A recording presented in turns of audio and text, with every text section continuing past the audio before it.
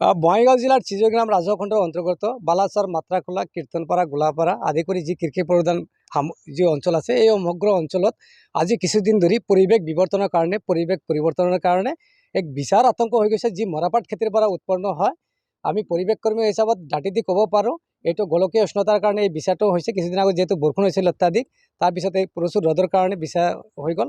এই বিছাত ইতিমধ্যে আমি বিছাৰ কাৰণে সৰু সৰু ল'ৰা ছোৱালীক আঁঠুৱাৰ ভিতৰত ৰাখিব লগা হৈছে।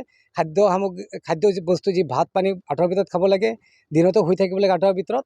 ইতিমধ্যে এই বিছাৰ কাৰণে বিভিন্ন সৰু সৰু ল'ৰা ছোৱালীৰ পৰা আৰম্ভ কৰি বয়সস্থ মানুহ, আনকি তিৰোতা মানুহৰ ছালৰ বেমাৰ দেখা দিছে। এই বিছাটো এবাৰ গাত উঠিলে তাতে আপোনাৰ এলাৰ্জিৰ বেমাৰ হৈ যায়, তাতে বিভিন্ন ধৰণৰ স্কিনৰ বেমাৰ হয়। আৰু ইতিমধ্যে বহুতক হস্পিটেলতো যোৱা দেখিছোঁ বিছাৰ আতংকৰ কাৰণে। মই বঙাইগাঁও মানস ভেলী বিকাশ মঞ্চৰ ফালৰ পৰা বঙাইগাঁও জিলাৰ কৃষি বিভাগ আৰু পৰিৱেশ বিভাগক এই বিছাৰ পৰা উৎপীড়নৰ পৰা জৈৱিক কীটনাশক ব্যৱহাৰ কৰি ড্ৰোনে দিয়ে হওক বা স্প্ৰে মেচিন দিয়ে হওক আমাক এই বিছাৰ পৰা পৰিত্ৰাণ কৰিব লাগে, ৰক্ষা কৰিব লাগে। এইটো আমাৰ ফালৰ পৰা তীব্ৰ দাবী জনাওঁ। আৰু ইতিমধ্যে ইয়াৰ আগতো এবাৰ আতংক হৈ গৈছিল, তেতিয়া স্কুল কলেজ বিভিন্ন অনুষ্ঠান প্ৰতিষ্ঠান বন্ধ কৰি দিছিল।